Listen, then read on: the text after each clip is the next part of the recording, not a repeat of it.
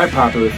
Steve here with just a quick reminder that we are approaching our company-wide Teams call. Happens 4 times a year. And well, this is just an amazing, unique opportunity that we all can just come together, take a breath, and just celebrate who we are, what we do. We are awesome because you are awesome. So this Teams call is going to be Thursday, May 1st at 6:30. I expect to see everyone on this call. Of course, you're going to be compensated for your time.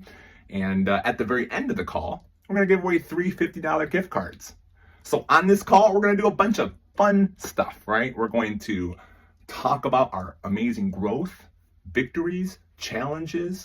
We're going to hear from our HR. We're going to hear from our president. One of the best times here on the call is we're going to have an opportunity to share any personal or professional accomplishments you feel comfortable sharing if you like. And so this is amazing. And again, it's going to be Thursday, May 1st at 6:30. Be on the lookout for an email that will be able to one-click into that Teams call. Okay, everybody? And so, all right, it's going to be awesome. I expect to see everyone on this call. Until then, hope we go get it. Woo!